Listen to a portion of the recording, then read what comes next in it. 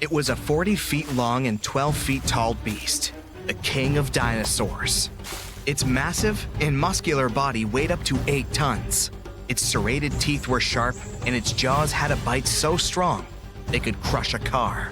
The creature had 2 powerful legs. It lived in forested river valleys all across North America, almost 70 million years ago. I'm talking about the most famous movie star among dinosaurs, T-Rex. It was very smart, with a brain twice as big as that of any large meat-eating dino. It was slower than other hunters, developing a speed of up to 12 miles per hour. Its other weakness was its small arms. Some scientists think they were just an evolutionary leftover, like the pelvic bones of some snakes. But others believe T-Rex used its arms to hunt. Its 4-inch claws helped the animal out.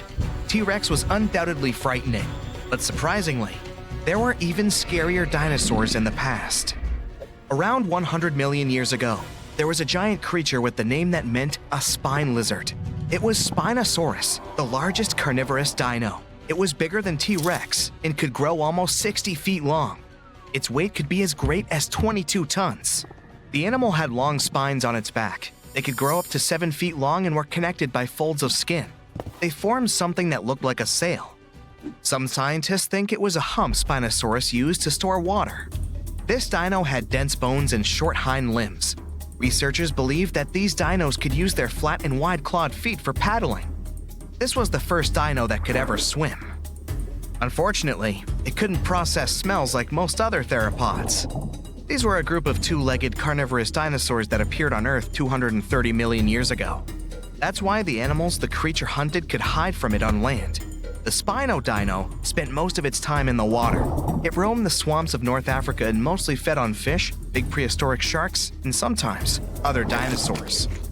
It had a long, thin, and narrow snout like a crocodile. Unlike other dinos of its kind, which had curved teeth, Spinosaurus had conically shaped straight teeth. Giganotosaurus, which is the Greek word for giant southern lizard, was considered the largest meat-eating dino until Spinosaurus was found. It lived around 100 million years ago in South America, around 30 million years before T-Rex appeared there.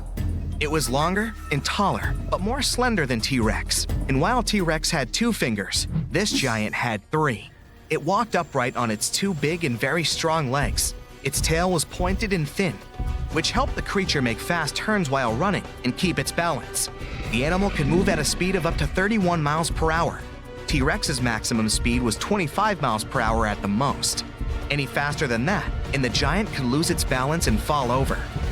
Giganotosaurus had 2 arms with sharp claws. It was mostly an opportunistic meat-eater feeding on everything it found on its way.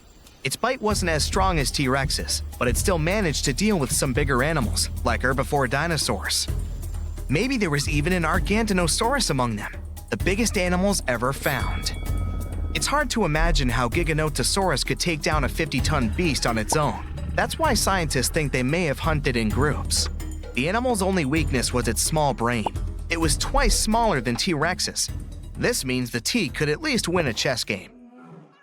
Big retractable sickle-shaped claws in the creature's feet are great for cutting. Ladies and gentlemen, welcome Utahraptor. That's a mini T-Rex that lived 125 million years ago. If a big T-Rex was coming for you, you could hide under a rock or some other place where it wouldn't be able to reach you.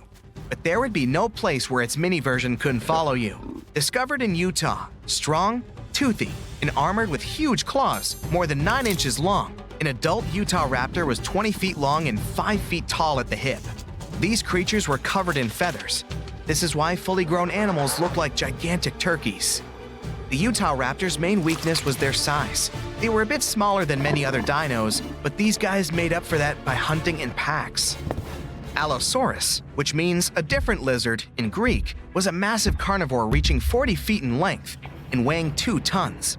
It roamed the Earth around 150 million years ago. Similar to T-Rex, this dino had strong back legs and a large snout. Its mouth was full of sharp teeth. The animal easily lost them when eating, but they usually grew back. Allosaurus was already fully grown by the age of 15, and its lifespan was around 28 years. The creature had a short neck and a long, narrow skull, disproportionately big compared to the rest of its body. This dino also had a pair of horns above its eyes and ridges along the top of its nasal bones leading to those horns. Allosaurus chased big herbivore dinosaurs. When several Allosauruses gathered in a group, they could take down even such colossal creatures as Apatosaurus. But scientists still doubt if they could cooperate, because these dinos were generally not too friendly toward one another. Some of the animals' bones had an hourglass shape, which made them lighter and reduced their strength. They were similar to the hollow bones modern birds have. Another weakness of this dino was its bite. It was less powerful than that of some modern animals, like lions, alligators, or leopards. Scientists think Allosaurus may have used its skull as a hatchet. The Rizinosaurus was one of the freakiest dinos out there. It lived 100 to 60 million years ago. It had a very small head and bizarre feet with 4 toes, unlike their ancestors that had 3. Its body was covered with feathers. This weirdo had the longest claws scientists have ever recorded. They were 3 feet long each. These claws were curved and sharp. The dino used them to collect plants for lunch. Scientists are still not sure if this creature was a herbivore or carnivore, or both. The dino had a long neck. There were no teeth in its upper jaw. Its wrist bones were like the ones modern birds have. The Rizinosaurus might have evolved from a meat-eating to plant-eating animal throughout time. Unfortunately, in comparison with meat-eaters, herbivore dinosaurs were much weaker, and still, those claws could make its enemies think twice. High-spined lizard, or a Acrocanthosaurus, lived 110 million years ago. It was 2 feet shorter than T-Rex but had a similar body structure. Like T-Rexes, these creatures often went after bigger and more challenging animals. For example, with those backbones so hard, it seemed as if they were carrying a giant turtle shell, like Ankylosaur. The high-spined lizard was very territorial. It had a brain shaped like the letter S and an excellent sense of smell. What made a Acrocanthosaurus vulnerable was its small arms. And still, the creature used them to hunt other animals surprisingly well. The dino pulled its catch close to its torso, which was like a hug you wouldn't be able to escape from. Diplodocus lived 150 million years ago. The 90-foot-long creature was possibly the longest dinosaur ever. Its tail, which could reach 46 feet in length, was the longest tail of any animal ever. And its neck was more than 20 feet long. The underside of the dino's tail had 2 rows of bones, which made the creature even stronger and more mobile. Diplodocus didn't look scary, long-necked, gentle, peacefully munching on plants, until it used its tail like a whip, making even the scariest meat-eaters back away. This tail was the center of the dino's mass, which was why Diplodocus could move very quickly. Scientists first thought, this is a lizard-like animal, but its posture was more like that of an elephant. Plus, Diplodocus had nasal openings on its forehead. The dino's weakness was its small teeth and weak force bite. Quetzalcoatlus was the biggest flying animal ever. It lived 70 million years ago and controlled the skies of North America. It was a toothy, pin-headed creature with a blunt snout. It was as tall as a giraffe and weighed 550 pounds. Quetzalcoatlus had a small torso and long neck and legs. Its wings were short compared to the rest of its body, but still long enough to stretch for 40 feet. Scientists think this animal could fly at a speed of up to 80 miles per hour and travel 400 miles in a day. This dino was weaker than, let's say, T-Rex or most other carnivores of that time, but it had powerful muscles, which helped the animal rise into the air in the blink of an eye. Are you sure that it was an asteroid that caused the extinction of dinosaurs? There's this huge drama about why these horrifying creatures disappeared. It's a big deal in both science and movies. But what really happened to the dinos? How do scientists figure it out? And why does it even matter? Let's see. Let's take a trip back to England in 1842. There was a scientist named Sir Richard Owen. He was checking out some huge reptile fossils and noticed that 3 of them, Megalosaurus, Iguanodon, and Hylaeosaurus, had a lot in common. So he had this light bulb moment and decided to combine all these creatures into Dinosauria, which means terrible lizards in Greek. The scientists were studying dinosaurs and grouping them based on their looks. But then, Charles Darwin showed up and gave even a better idea. Turns out, species don't just appear out of thin air, they evolve. And now, everyone had to rethink how they were defining dinosaurs. They came up with a new idea called phylogenetic classification. Picture a big family tree with all creatures ever. Somewhere up there, we find Megalosaurus and Iguanodon. And we say all dino descendants come from their common ancestor. It's like tracing back your family tree, and if we go far enough, we find the ultimate dino ancestor. Sounds like a plan. But then, things got a bit complicated. When we talk about dinos, we've got the ones with feathers and beaks and the ones without. That's when we found out that birds are cousins to certain dinosaurs, maybe even evolved from them. After learning that, scientists had to look at the bird family tree and rethink the dino definition. In the end, they decided that birds are kinda dinosaurs, but not exactly. Confusing, huh? But in any case, now we have two groups. The first one is birds, and the other one is non-avian dinosaurs, which are extinct. That means now we have to reconsider our question. Instead of asking what caused the extinction of dinosaurs, it should be what caused the extinction of non-bird dinos. The answer might seem simple. People often think of a gigantic space rock as the dino destroyer. It's probably the first thing that pops into your mind. Even Google and other search engines agree on this one, like best friends copying each other's homework. History teaches us that about 66 million years ago, dinosaurs totally vanished, except for the ones that became birds. Of course, the truth is more complicated. And not all dinos vanished in one go. Some went the natural way, and there were many extinctions here and there during their time on Earth. But the big event we're talking about looks like a movie scene change. Like suddenly changing the channel on a TV. One poof. And the Earth went from the time of dinosaurs to the time of mammals. Scientists call these time periods the Cretaceous and Paleogen. We even give this special event a nickname, the KPG, or KT extinction. Some even refer to it as the 65 million years ago event, even though the more correct number is 66 million years ago. We've got two main theories in the spotlight: asteroids crashing and volcanoes erupting like crazy. Let's talk about the asteroid idea. So, around 66 million years back, imagine a humongous asteroid smacking into Earth. This thing was about 6 miles wide, about as big as Mount Everest. It zoomed through the sky super fast, like a mountain going 100 times the speed of sound. And when it hit, it released a ton of energy. It crashed down in what's now southern Mexico, near a spot that's tied to the dinosaur extinction story, Chicxulub crater. Everything close to the impact was zapped into vapor in a snap. Picture the biggest energy burst in ages, like 1 billion years or more. Nothing near the crash site stood a chance. Next, there was the aftershock. As the fireball cooled down, the Earth's surface went bonkers. The ground twisted and shook, causing unimaginable earthquakes. The continents became huge, bouncy castles. And then, the stuff that got blasted up by the impact came raining back down like a rainstorm.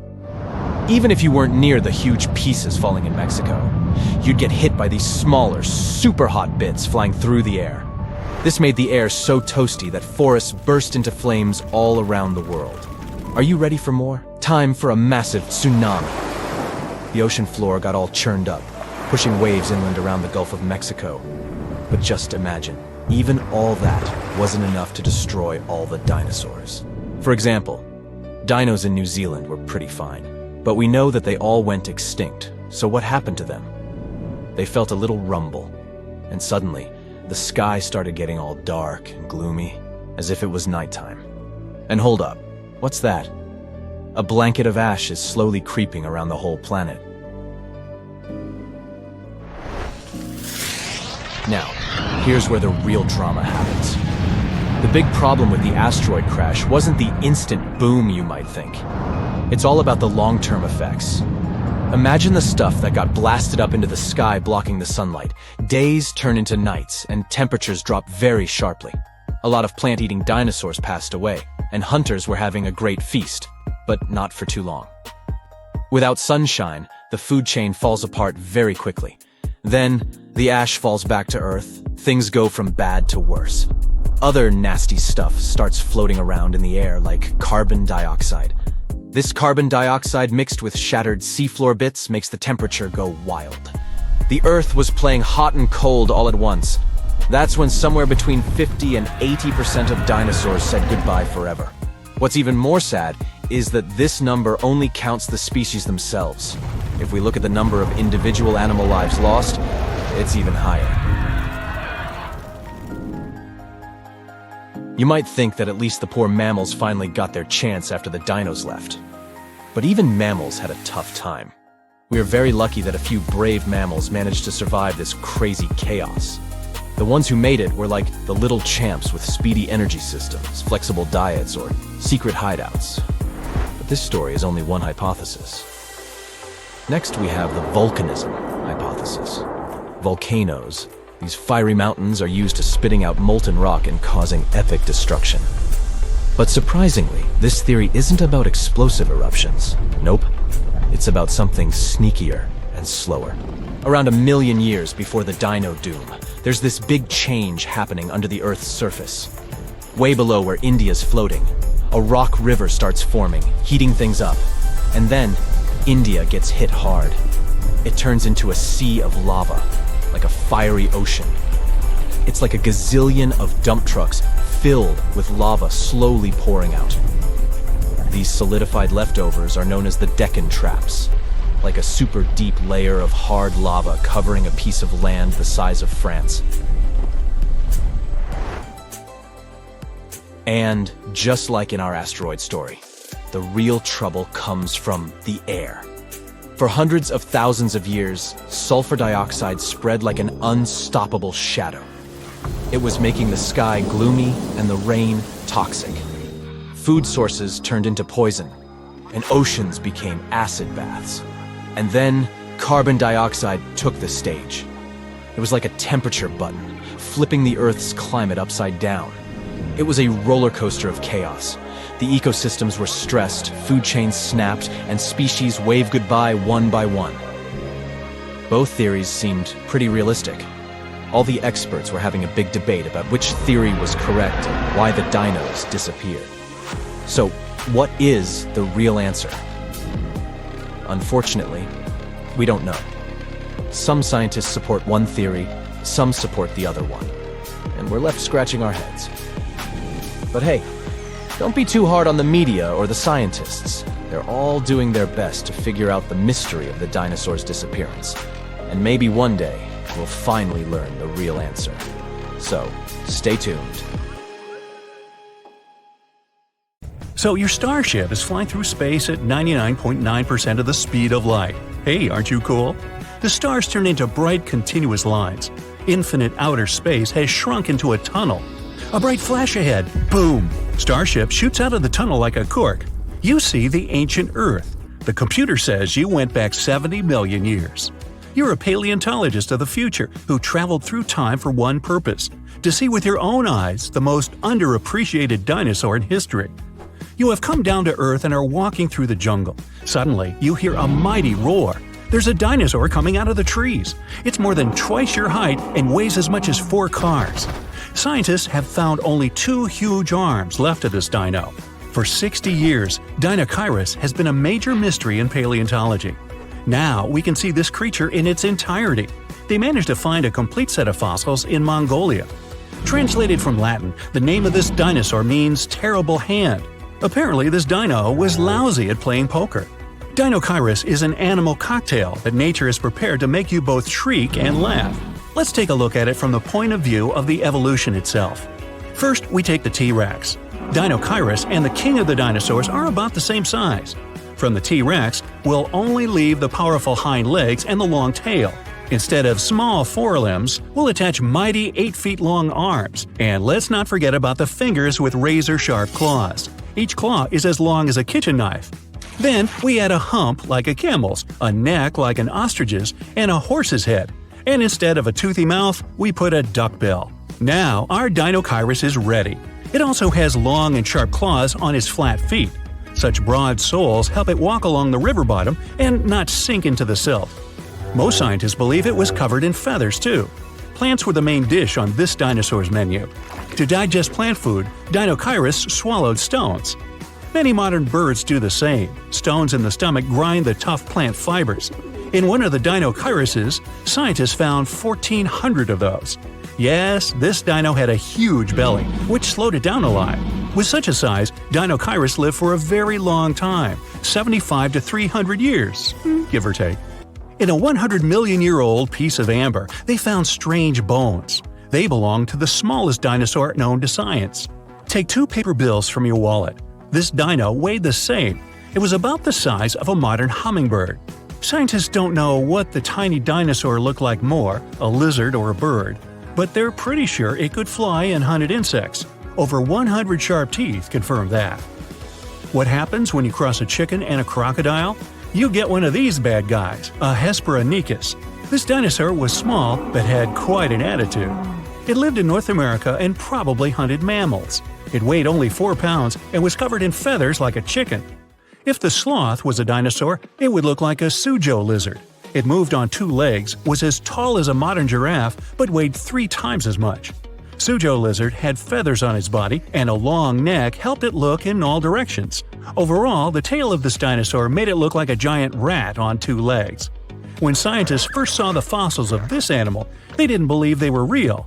The Hulscaraptor looks like a hybrid of a velociraptor and an ostrich, only this dino was the size of a goose. The creature's strong hind limbs confirmed that it could walk on land. The dinosaur hunted fish, diving underwater for its prey. Now, we're used to flying animals having 2 wings, but evolution loves to break the rules. The Microraptor had 4 wings. Strong feathers were attached to each of those. The dinosaur weighed no more than 2 pounds. Its feathers were black and shiny like a crow's. There are no birds on the planet that have 4 wings. That means they evolved from 2-winged dinosaurs. Microraptor was the dead-end branch of evolution that didn't give way to any new species of animals. It seems that this hard-to-pronounce guy, I'll give it a shot, Tanystrophus, was a dinosaur drawn for a cartoon. But it existed in reality and lived in the water. It weighed 300 pounds and was 20 feet long. Half of its body was a flexible neck the size of a green anaconda. Scientists don't know why the creature had such a long neck. Most likely the dinosaur used it to catch fish or play jump rope. Imagine that 66 million years ago, I wasn't around then, an asteroid didn't crash into our planet. The dinosaurs didn't disappear, and the mammals failed to dominate the Earth. This means the primates didn't evolve and remained in the trees. Who would have taken the place of primates in such a world? Many scientists believe it could be Troodon. The dinosaur had the largest brain relative to body size. It walked on 2 legs and was about the size of a human. Hypothetically, Troodon could evolve and become as intelligent as we humans are now. By the way, the smallest brain relative to body size belongs to Stegosaurus. It was the largest of the armored dinos. It was a plant eater, but its powerful tail and sharp spikes were feared by all hunters of the age. A Stegosaurus weighed almost 4 tons, but its brain was meh, not much larger than a hot dog. Pagomastax was no bigger than a domestic cat, and it ran wild and free in Africa 100 to 200 million years ago. Imagine a bipedal lizard that looks like a parrot. Pagomastax was covered both with feathers and porcupine-like quills. It had a beak, but 2 sharp fangs grew from the lower jaw. Still, the creature's scary appearance is deceiving. The dino ran fast and could bite hard, but it was a peaceful plant eater all the same. Now, this one, Linhenicus, lived 80 million years ago. It resembled an ostrich that weighed like a medium-sized parrot. It could run quickly and hunted insects. Instead of arms, this dinosaur grew 2 tiny fingers with claws on their ends. It's the only one-fingered dinosaur known to science. This strange creature was one of the ancestors of modern birds. Jeholopterus was a flying dinosaur, looking as if it came straight from a sci-fi movie. It looked like a cat with bat wings. The creature was feeding on insects, but there's another theory that it could feed like a mosquito. This dino landed on the backs of large dinosaurs and pierced their thick skin with sharp fangs. Now, this is a fairy tale unicorn. It's as white as snow, beautiful and graceful. And this is a Qingdao lizard, the real-life prototype of that horned horse. A bony horn more than 15 inches long grew on its head. Perhaps the horn helped float in the water, attract partners, or make different sounds. The fairy tale unicorn is definitely cuter than this prehistoric creature. Our next guy, in Austransevia, resembled a cross between a lizard and a tiger. Imagine an animal that weighs as much as 5 wild boars, with the body length of a sedan. Limbs with sharp claws, fangs similar to those of a saber-toothed tiger, and powerful jaws. It was one of the most dangerous animals that roamed the planet Earth. It occupied a niche that today belongs to lions, tigers, and other large cats. Next, please. Epidexeturus. Now this is a small dinosaur about the size of a pigeon. It couldn't fly, but it was one of the first dinos with feathers. They were different from those of modern birds, though. They weren't divided into separate threads, but were whole and resembled plant leaves. This big guy, Therizinosaurus, isn't only known for its strange appearance and size, although it was as tall as a 5-story building and weighed like an elephant. The giant was notorious for the largest claws on the planet. It was really a manicurist's nightmare. 2-inch-long scythes protruded from its fingers. Despite those horrific appendages, it ate plant food, chewing it with its small teeth. The humongous jaws were needed to pull leaves off of tall trees. Ouch! Hey, I'm growing here! Meet the largest animal that flew in the earthly sky, Quetzalcoatlus. Just imagine a creature with a wingspan almost the width of a basketball court. To lift such a machine, it needed to be lightweight, so it only weighed as much as a modern pig, with its wings looking like a thin membrane. They stretched from the bottom of the legs to the elongated fingers. Artists often depict this creature covered in feathers, but its body was actually coated with fibers similar to human and animal hair. Acrotholus is an unusual dinosaur that wore a cap made of hard bone. No, not a baseball cap. The creature was the size of a Labrador retriever dog, but not as friendly. It wouldn't run after a stick. Rather, it would rush and ram its hard head into the rival of the same species or a predator. Baby T-Rex was adorable. There, I said it. Hard to imagine those 2 words in the same sentence, but come on, even Big Bad T-Rex didn't pop out of its shell all big, scary, and fully grown. In its first few months on Earth, Baby T was a cute, fluffy, turkey-sized ball of fuzz. It was kind of like a weird-looking bird coming out of an oversized egg. Not enough food, dangerous surroundings, asteroids, Poor baby T's were so helpless and weak, only about half of them made it to their first birthday party. Scientists think their fuzz was there to keep them warm when they were still small and vulnerable. Plus, it helped them camouflage and stay safe. Baby T's didn't have big, sharp teeth yet, so they mostly munched on smaller reptiles and insects. Baby T's grew up pretty fast. They put on up to 6 pounds a day. Hey, I've done that. No, not really, just felt like it. The weirdest fact about them? When they were little, their arms looked totally normal compared to their bodies. But by the time they were full grown, their parents were super famous. Plastered all over t-shirts, that would be a T-Rex t-shirt, movies, and the greatest Halloween costume ever, in my humble opinion. But the T-Rex we know and love didn't really exist. First of all, speed. They weren't really that fast. In the movies, you could never get away from them, even if the path was clear and you were in a pretty decent car. Early predictions were that T-Rexes could run somewhere between 10 and 30 miles an hour, which is whoa! But recent research shows they could only reach around 12 miles per hour. Anything more than that would have shattered their massive bones. So relax. After a couple months of training, even the most dedicated couch potato could get away from the sharp teeth of this guy. And what about our good friend Stegosaurus? It lived around 150 million years ago, so it didn't even get the chance to meet those cute baby T's. They appeared much later. We all recognize this dinosaur. It's the one with those ridiculous upright plates on its back. They were sometimes up to 3 feet tall. You could hide behind one. Scientists still don't really know why they had them, but they think Stegosaurus could have regulated blood flow through them, like a massive bony thermostat. They also believe these dinos could use the same system to control their skin color, depending on whether they wanted to look good or look scary. Sounds impressive, right? Well, at least something about them does, because this poor thing had a brain that weighed just a tiny bit more than a tennis ball and was around the size of a walnut. That's a dog's brain in a hippo's body. Troodon was one of the most brainy dinosaurs. A great all-around fella, excellent hunter, stereoscopic vision, 6 feet long, and a brain that just won't quit. What a catch! Troodon's remains were one of the first dinosaur discoveries in North America. One of the weirdest members of the dinos was definitely, well, let's just call her Sue. If you met her, you'd feel like you're looking at a big turkey rat thing with a super furry body. It might be the long-lost grandma of the modern ground sloth. Its buddy, Pegamastax, definitely wasn't far behind when it comes to racking up the weirdo points. It looked like something between a porcupine and parrot. But don't say that to its face, it had a couple of pointy teeth that could sharpen against one another. The largest and one of the heaviest known dinosaurs was Argentinosaurus. No one ever found a complete skeleton, but this beast must have weighed about 100 tons and was about 130 feet long. Compare it to the biggest animal we have now, the blue whale. It's only 100 feet long. When someone says dinosaur, you probably imagine some big-as-a-building beast that could use a tree as a toothpick. Some of them were gigantic, true, like those long-neck, long-tailed dinos.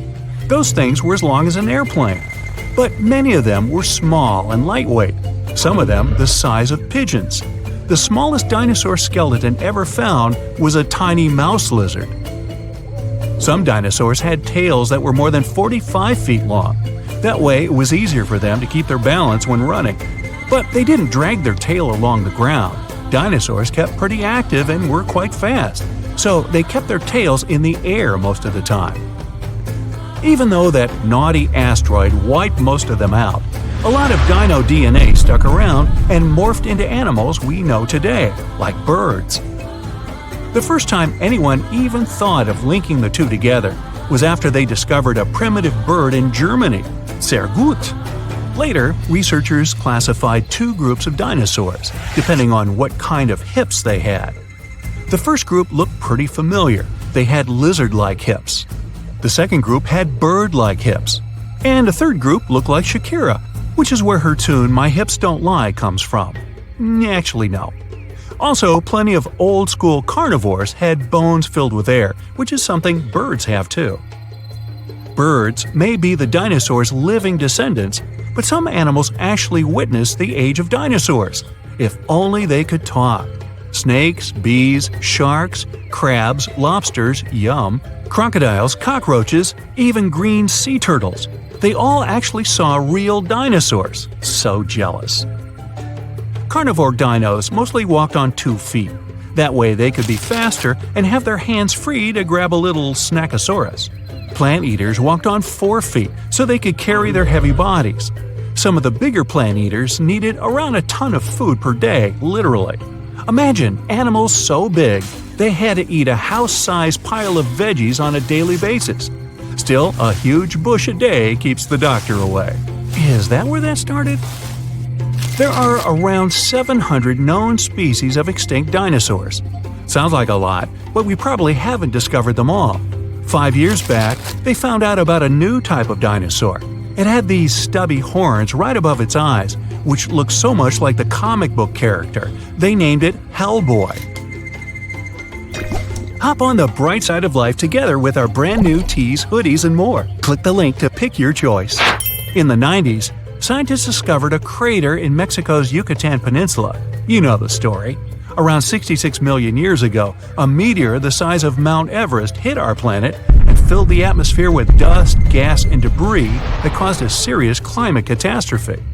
It triggered a heat wave and a blast wave that went up into the atmosphere, partially blocking out the sun. Game over.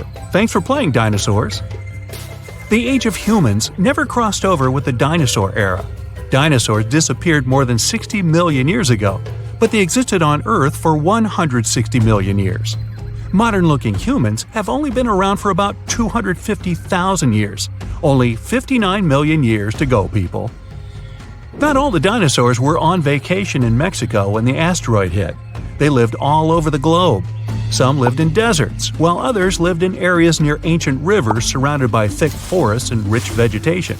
They weren't too picky, so they lived wherever, even Antarctica. But it wasn't covered in snow back then. Both poles had forests growing on them. Most people imagine all dinosaurs to be grayish-green because of the movies. Plus, we usually just think of them as giant lizards. Scientists still don't know much about dinosaur skin tones, but researchers recently found some evidence that dinosaurs totally embraced the rainbow. One little guy had white and orange rings on its tail. Dinosaur is Greek for terrible lizard. Scientists used to think dinosaurs were mostly cold-blooded like snakes, lizards, or other reptiles. Turns out they were wrong, maybe. Some evidence pointed to them being warm-blooded like mammals. Somewhere in 2014, scientists discovered that most dinosaurs were mesotherms, a little of this, a little of that. And it turned out many of them had feathers, just like little baby teeth. It helped them regulate their body temperature. Another thing we got from the movies and totally thought was real, what dinosaurs sound like. Producers usually mix together a bunch of animal noises to get that authentic dino roar. T-Rex is usually a mix of alligator, tiger, and the squealing of a baby elephant. And that dreaded T-Rex breath?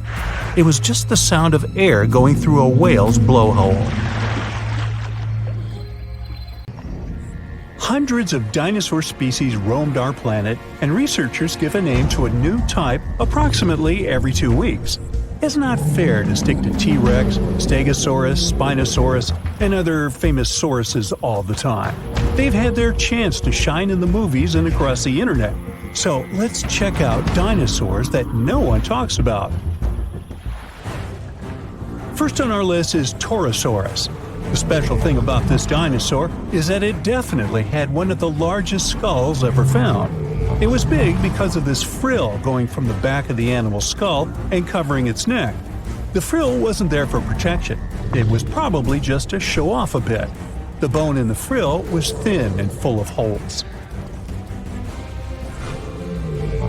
As you can see, it's very similar to Triceratops.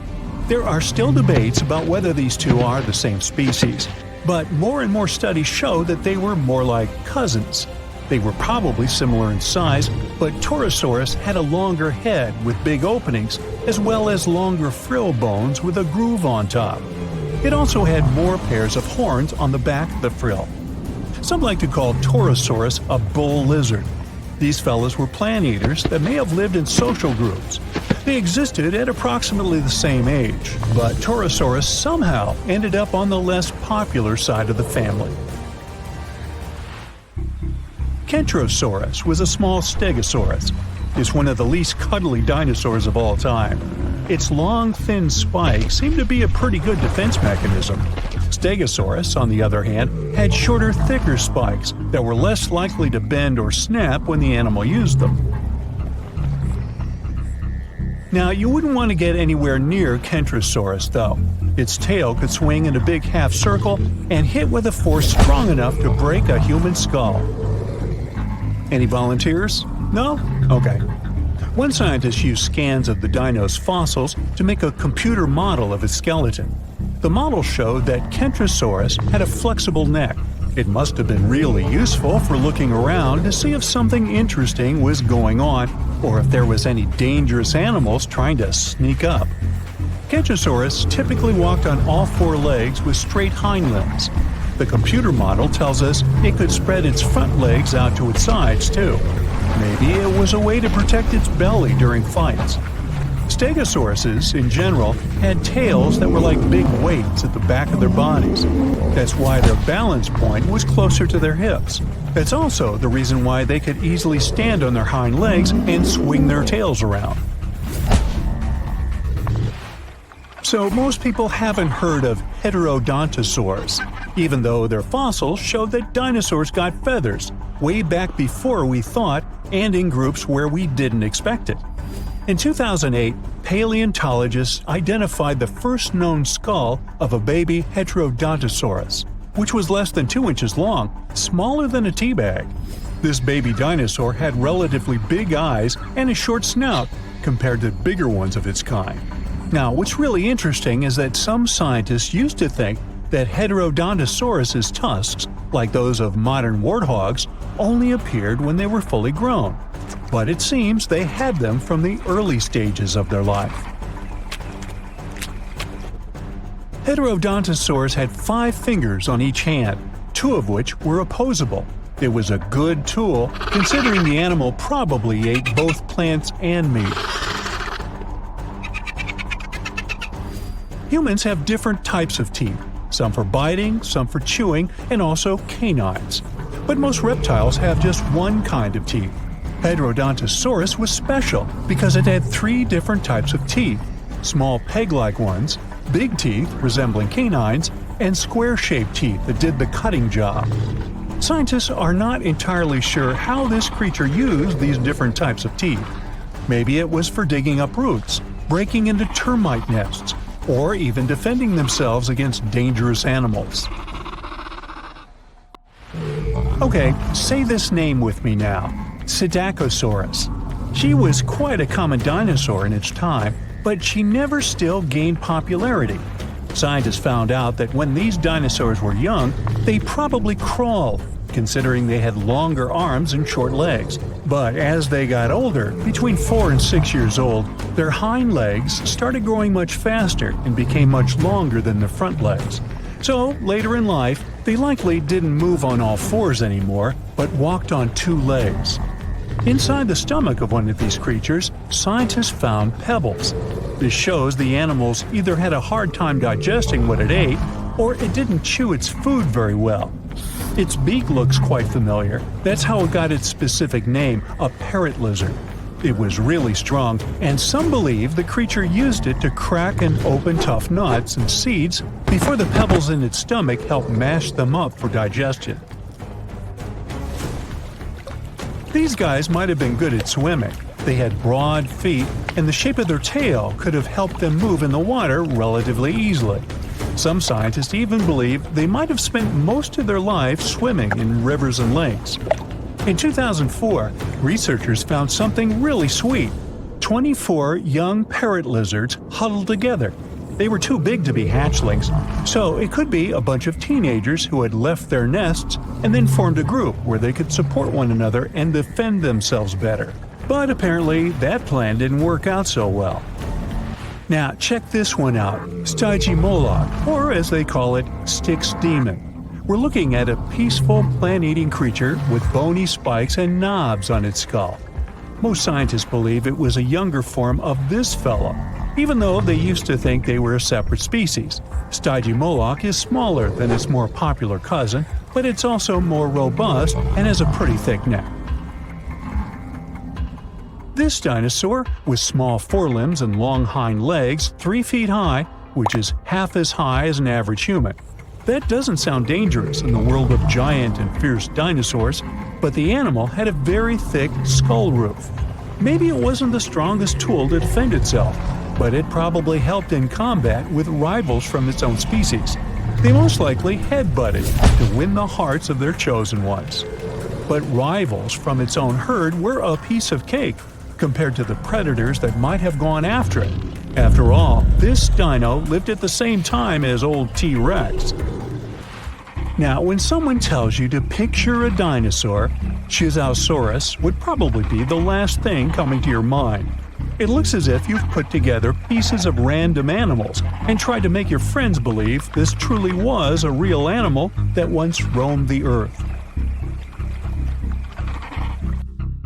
But it's actually a dino, with giant sharp claws on its forelimbs, a bulky body, and a long neck ending with a tiny head. Now, don't let the claws scare you though. These creatures didn't go after other animals since they were herbivores, but these claws could protect the animal from intruders and predators. The full scientific name of this creature describes it as a giant sloth-like reptile from China. This animal was one of the biggest and oldest members of the group where it belonged, which lived around 115 million years ago. No, I wasn't around then. At first, it was hard to tell which animals were related to this weird-looking dinosaur. But in the 1990s, scientists made a conclusion that they were modified plant-eating theropods, which is similar to carnivorous dinos. They also most likely had feathers and small wings, like some sort of a very big turkey. They ruled the planet for over 170 million years and then disappeared. History says it was a huge city-sized asteroid that came from space and hit the land of the Yucatan Peninsula around 66 million years ago. It caused terrible environmental changes, debris in the air blocking the sunlight so the plants couldn't survive. Temperatures on Earth's surface plunged. The animals were struggling to survive until they finally went extinct. At least, that's something many paleontologists believe happened. Now, they found out dinosaurs were about to go extinct even before the asteroid.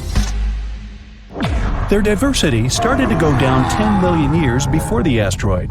Older, long-living species didn't evolve enough to adapt to all changes in the environment, such as higher sea levels, massive volcanic activity, cooler periods. Dinosaurs preferred a warm climate because it helped them to keep a stable body temperature. Dinosaurs lived on all 7 continents, even in Antarctica. That's because it wasn't all ice back then. Around 90 million years ago, Antarctica was a swampy rainforest with a warm, pleasant climate. It was even in a different location, only 560 miles from the then South Pole. That was the time of the warmest climate on our planet.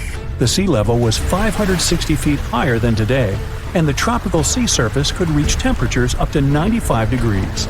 Antarctica still had something like polar night, months without sunlight, but the climate around the South Pole was mild and temperate, with no ice masses. Dinosaurs didn't shed their skin in one long piece like today's reptiles do. Scientists believe they shed it in small pieces, had something like dinosaur fur. There was a dinosaur, Pegomastax, that looked like a cross between a porcupine and a parrot.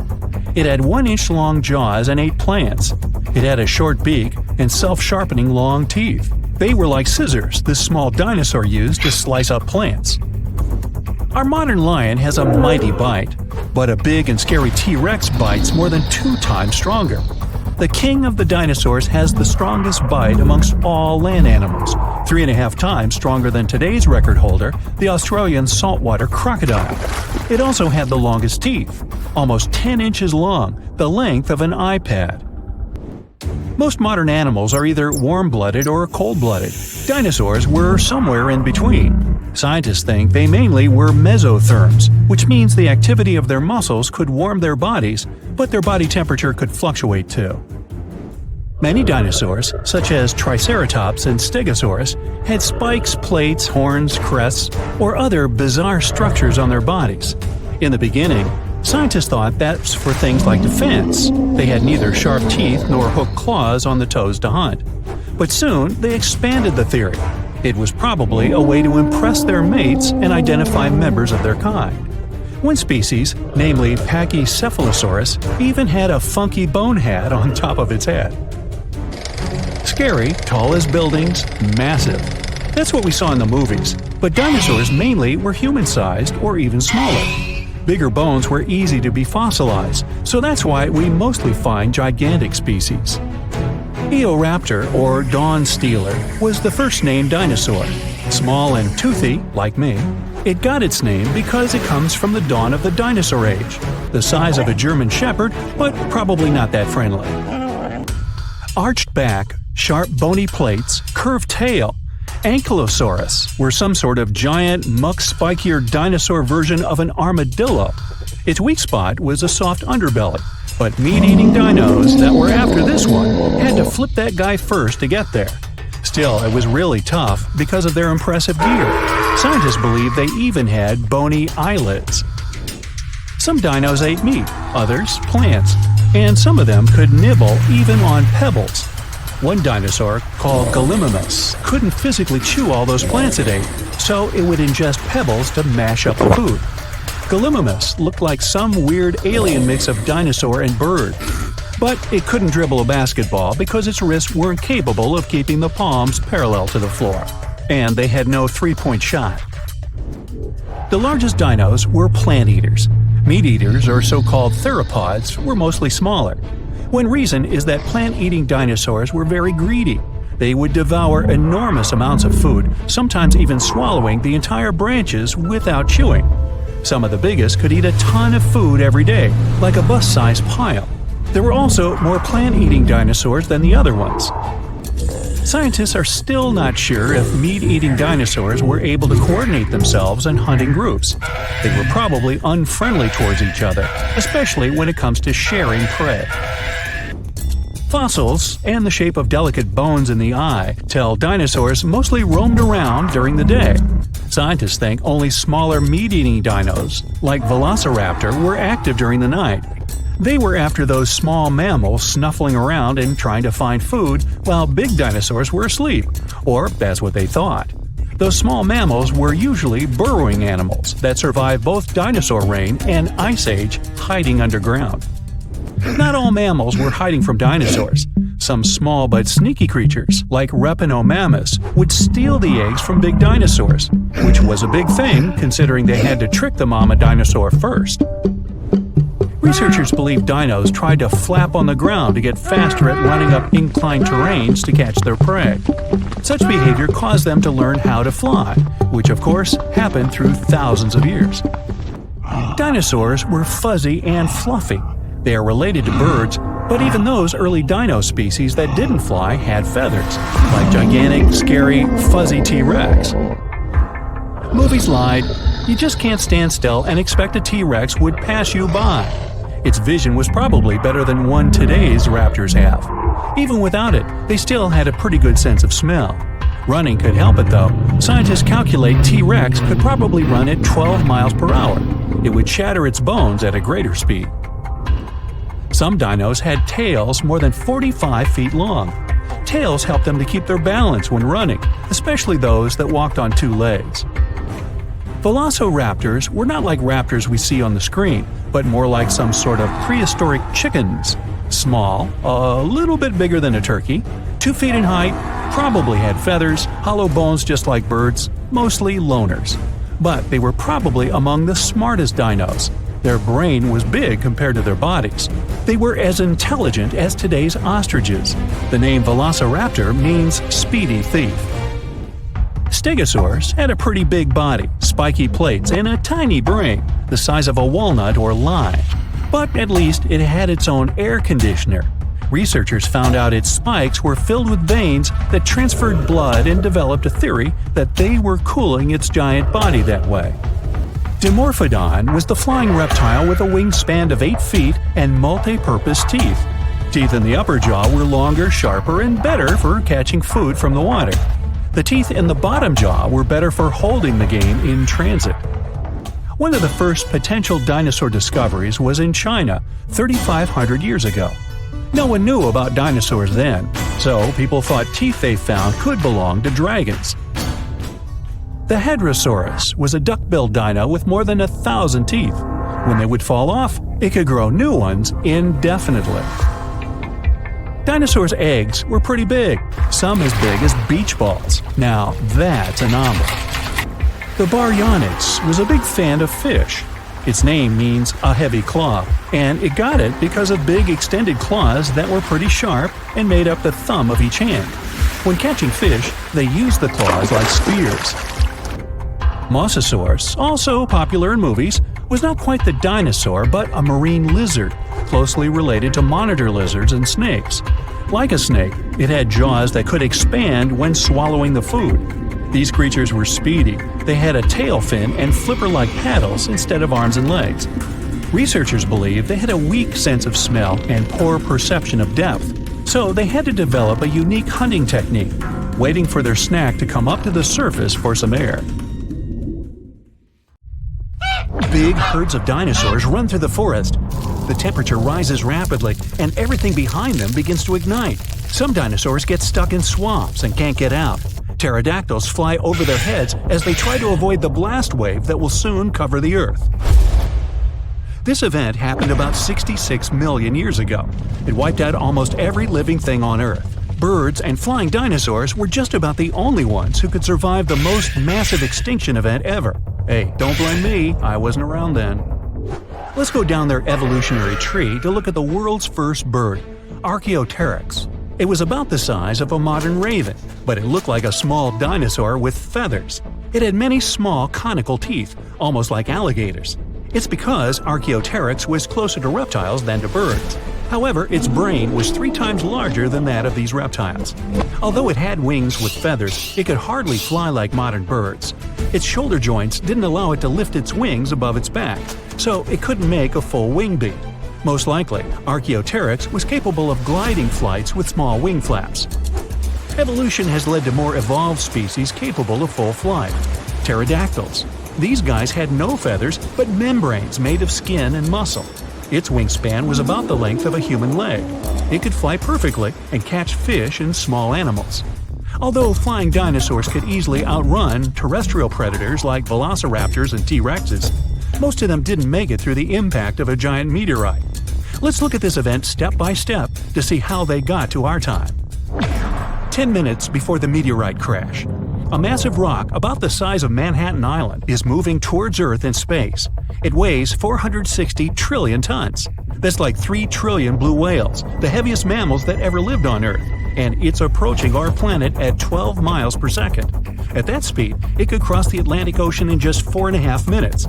That's twice as fast as our modern spacecraft could fly. 5 seconds before the meteorite crash. Ooh, this is getting tense. The Earth's gravitational force continues to pull the giant meteorite. It blows a hole in our atmosphere and creates a popping sound so loud you could hear it on the other side of our planet. All the animals on our planet wake up in a panic.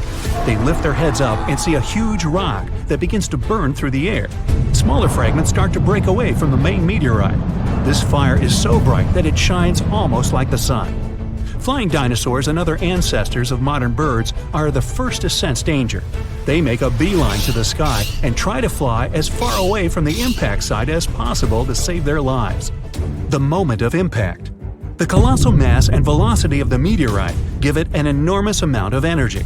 As soon as it touches the Earth, it causes an explosion of 150 trillion tons of TNT. The blast wave literally rips out chunks of our planet and throws them up. A huge wall of energy begins to move from the point of impact in all directions. It snatches the trees out with their roots and pushes them to the ground like dominoes. The shockwave completely wraps around our planet. This energy turns into heat. Everything around the impact site begins to ignite. Green jungles and trees turn into smoldering charcoal in seconds. The ground and rocks simply evaporate. The collision caused a massive earthquake.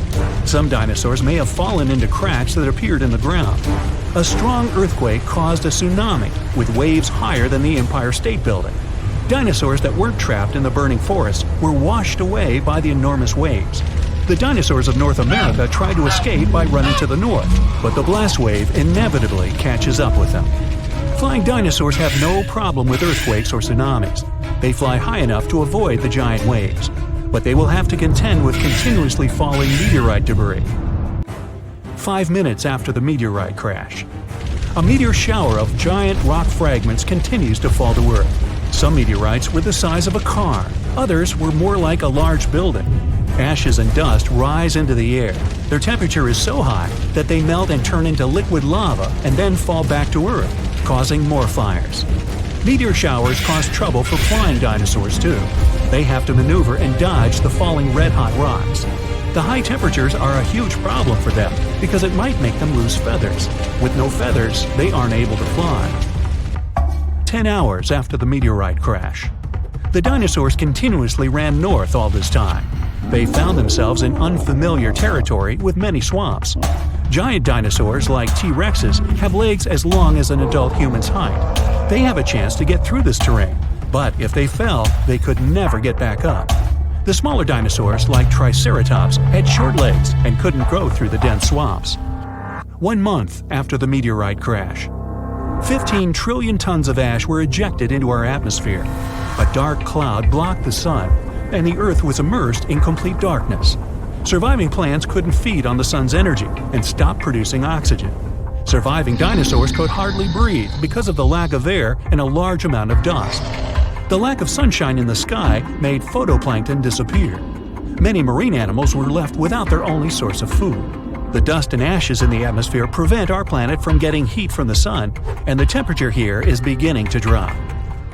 The place where the meteorite fell was rich in sulfur. This toxic acid evaporated at the time of the impact and formed in clouds. Now there are acid rains on Earth. Flying dinosaurs now have to hide from these rains. They have to stay in caves and can't go outside to get some food. So far, a large number of terrestrial and flying dinosaurs have survived. They come out to see the aftermath of the disaster. The site of the impact was in present-day Mexico, the Yucatan Peninsula. The Chicxulub crater is located here. It's about 93 miles wide, like half of all of Lake Michigan, and it's 12 miles deep. You could plunge the whole Mount Everest in there, and there would still be 6.5 miles of available space. It wasn't the impact itself that made the dinosaurs disappear. The fire destroyed most of the plants the herbivorous dinosaurs ate. With no food, their numbers dwindled rapidly. Predatory dinosaurs had nothing to eat either. Acid rain and the disappearance of phytoplankton threatened all marine life. Even though birds managed to avoid the blast waves and tsunami, they were short of food too. About 80% of all birds didn't make it to the end of the extinction event. The problem was that all of the forests on Earth were wiped out. Most birds would nest and live in trees. Besides that, the forests were always full of food, from all kinds of ants and termites to flying insects and small mice. So, only those species that lived on the ground and could fly well survived. Most likely, they fed on the seeds of small surviving plants. This habit made flying dinosaurs lose their teeth during evolution. Instead of jaws with a bunch of sharp teeth, they got long beaks to grab tiny seeds from the ground. Although Earth looks like a terrible place to live now, there's an evolutionary boom for birds. They have to travel long distances in search of food. Their wings get stronger. They also feel safe from predators who regarded them as food before. No T-Rex now catches a sleeping bird off guard. About 1,000 years after the collision, the first dense forests appear. It gives another boost to evolution. 1 million years later, forests full of food are populated by the ancestors of modern mouse birds. And 65 million years later, in modern times, we have about 10,000 species of birds. Pigeons, crows, eagles, and hawks, even penguins. These are all descendants of the dinosaurs. But there were other survivors. Some alligator and crocodile ancestors were able to adapt to changing conditions. About 80% of turtle species managed to survive the mass extinction, and now their descendants live among us. Snakes and lizards were also able to wait out the hard times in their burrows. Even some mammals, like monotremes, survived. This hedgehog-sized animal was able to continue to evolve. Many millions of years later, these mammals evolved into primates, which later gave life to modern humans. Much later came the iPhone. Boom! An explosion of supersonic waves, interplanetary heat, dust, fumes. The Earth's atmosphere has been invaded by a cosmic rock the size of Everest. A few seconds ago, this rock, weighing trillions of tons, was hurtling towards Earth. It could fly from New York to Anchorage faster than you could fry yourself an omelet. This monster's name? The Chicxulub Incident. Epic name, right? 66 million years ago, it crashed into the Earth. Back then, dinosaurs ruled the planet, but not for long. The epic collision took place in modern Mexico, in the Yucatan Peninsula, right near Cancun, where the dinosaurs were vacationing. Well, probably not. Still, the huge space rock hit the ocean, but even all that water couldn't stop the inevitable. The collision caused a huge amount of energy to be released. The horror on a planetary scale had begun. Imagine a mini-sun lighting up the surface of the Earth with tsunamis the height of the Statue of Liberty bursting from the epicenter of the watery impact. Not good. The blast blew through the surface of the Earth. It was as hot as an oven and burnt everything in its path. The impact provoked a colossal earthquake and serious volcanic activity. A bunch of volcanoes simultaneously released hot lava and ash into the prehistoric skies. Millions of tons of ash and soot poisoned the air. This formed a huge ash cloud in the atmosphere, which blocked out the sun's rays for several years. The long winter had begun. Only there wasn't any snow falling from the sky, but rain made of sulfuric acid. Yes, the Chicxulub incident might just be the most important thing that ever happened in the history of our planet. Even more than YouTube. Back then, there were loads of volcanic eruptions, a lot of flammable oxygen in the atmosphere, constant temperature changes. It was the perfect and worst time for all of this to go down. So, how are we so sure about all this? Well, the asteroid left an absolutely huge crater on the planet's surface. Today, this scar is hidden under the Gulf of Mexico. Scientists found a lot of places on Earth with abnormally high levels of iridium. This metal is very rare on Earth, but it's in a lot of asteroids that scientists have examined. Scientists studied some 66 million-year-old rocks. In the layers of rock, they found dust, the same dust that comes from asteroids. This could only have happened if a huge asteroid had crashed into Earth. The catastrophe led to the extinction of not only the dinosaurs, but also the asteroid. It was so hot at the point of impact, part of the asteroid just disappeared. A lot of water vapor and carbon dioxide shot up into the atmosphere. But the biggest problem, sulfur. It got kicked up by the asteroid impact and flew up into the air. These tiny sulfur particles blocked out a lot of the sun's rays. Without the sun, a lot of plants disappeared and the climate eventually got colder. The immense heat turned stones into glass. Scientists call these things tektites. The energy of the impact threw them up into the skies. After a short flight, the tektites fell down to Earth. But it wasn't pretty. Rain fell too, only instead of drops of water, you'd have seen hot glassy fireballs. They bombarded the planet's surface for days. The tektites set fire to everything. Scientists found evidence of this all over the world, not just near the collision site. But a lot of things from back then are still a mystery. Some scientists think that Chicxulub wasn't even an asteroid. It might have been a comet. Asteroids are mostly made of stone and metal. Most often they kind of look like a potato. A comet contains rock, metal, and ice. Comets look like dirty cosmic snowflakes, complete with ammonia, methane, and carbon dioxide. Comets sometimes come from the Oort cloud. It's a huge cloud of ice and debris around our solar system. From time to time, comets break free from the pack and head towards our sun. According to scientists, this special comet flew right past Jupiter. The gravity of that huge planet accelerated the comet even more. It flew towards the sun, gaining more and more speed. The comet's outer ice shield started to evaporate, and it probably gave off a lot of dust and gas, which made it look like it had a tail.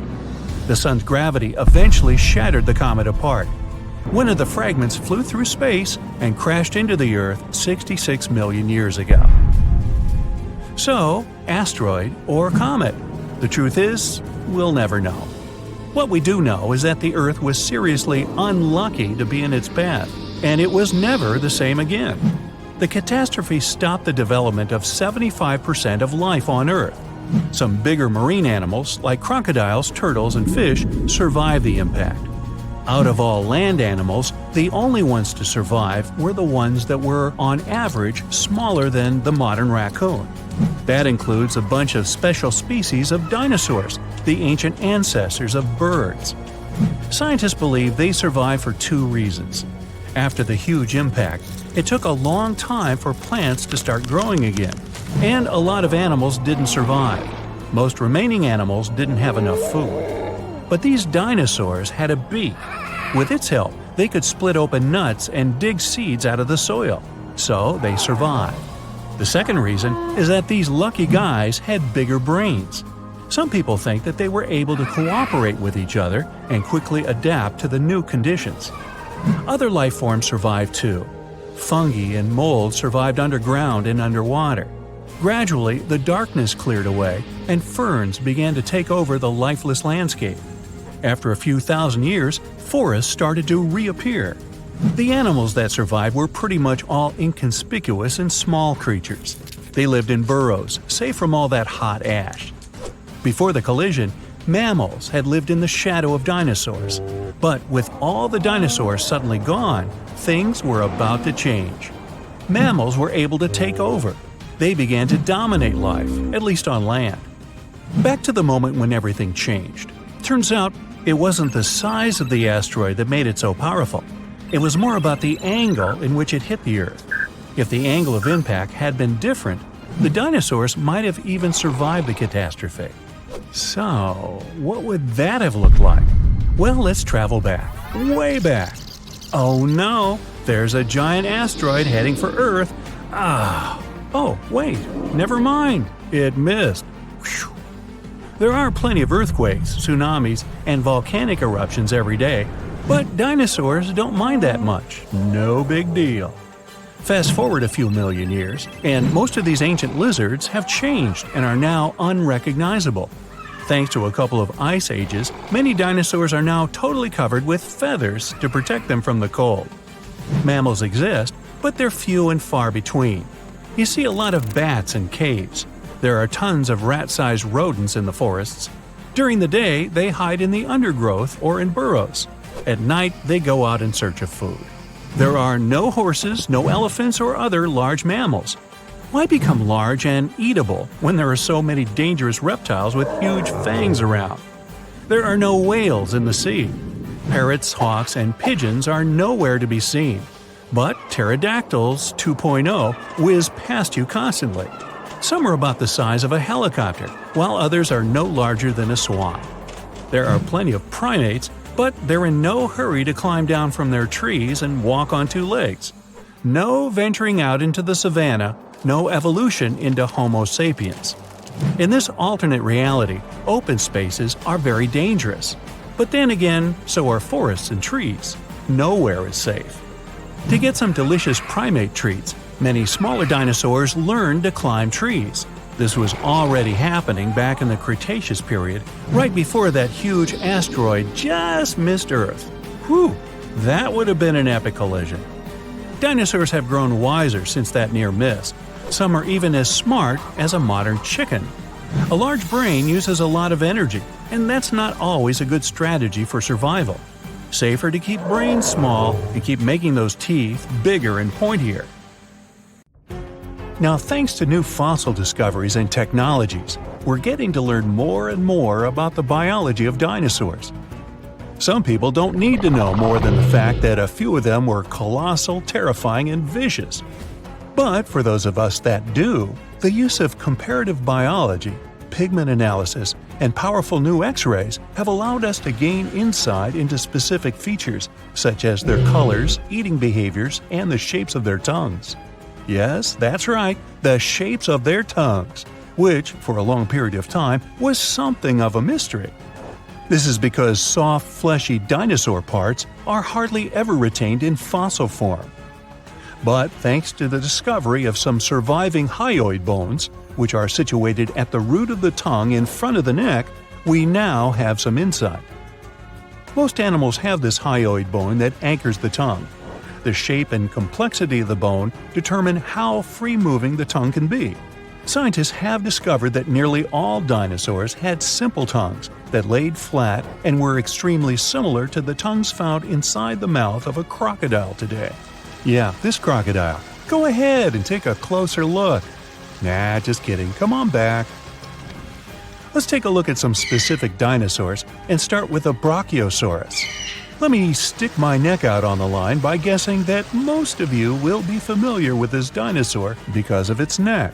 You know, the one which was typically 30 feet in length. Despite its neck being its most distinctive feature, its name actually translates to arm lizard in Greek.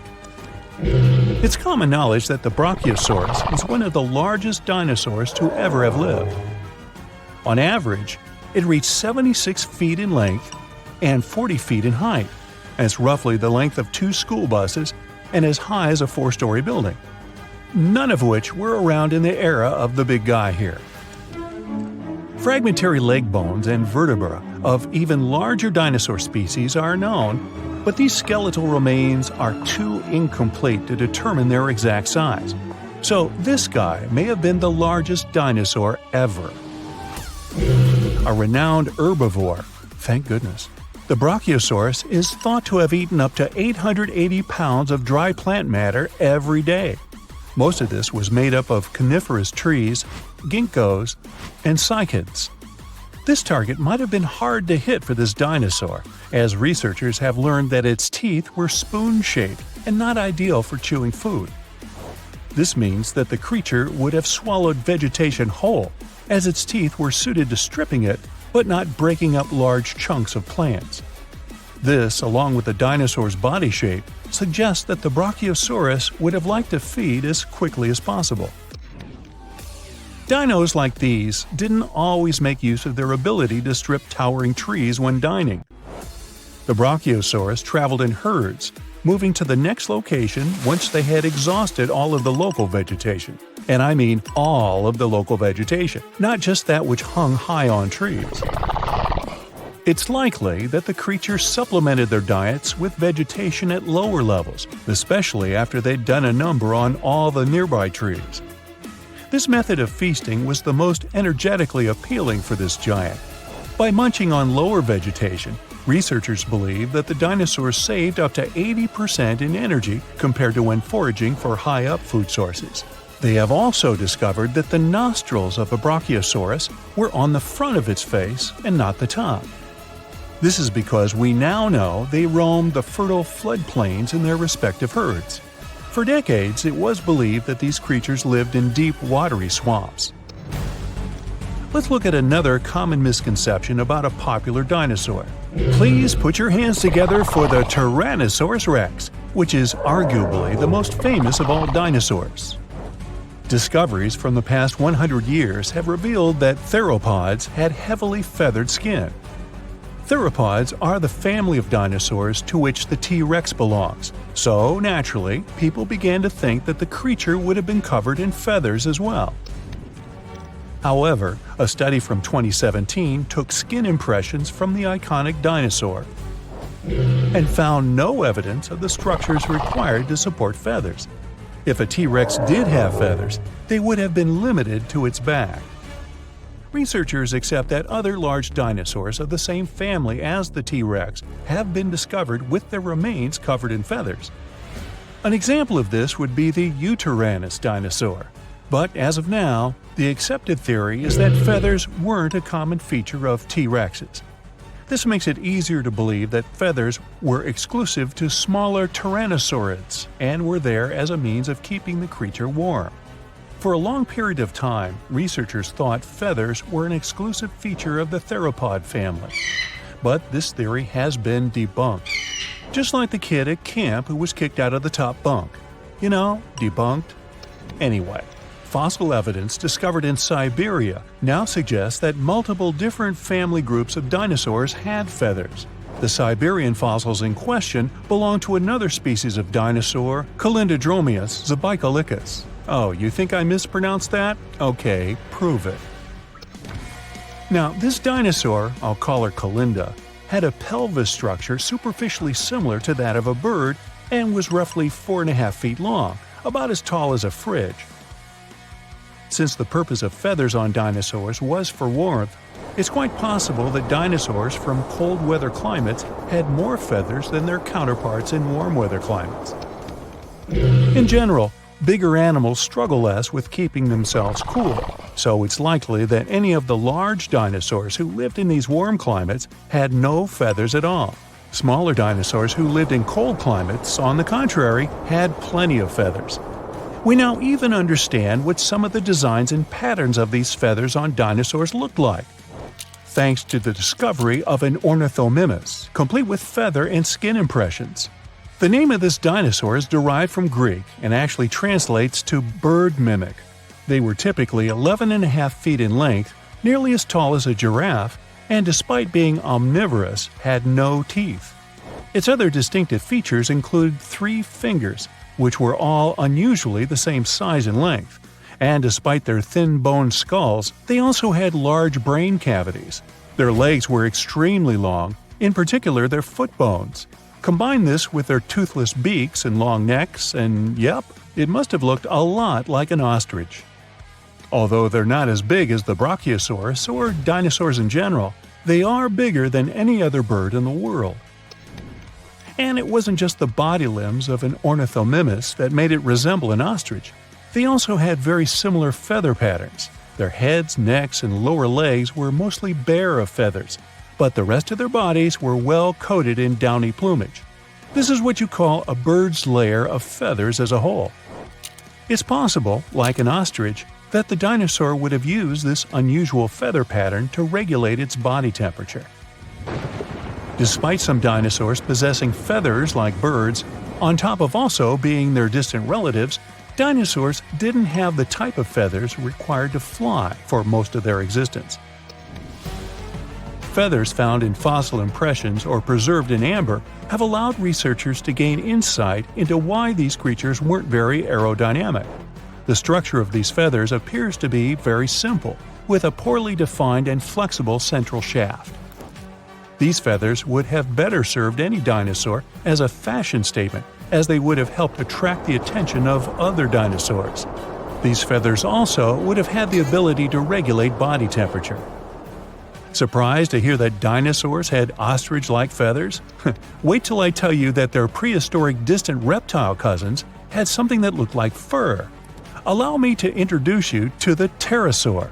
Its name is derived from Greek and translates to winged lizard.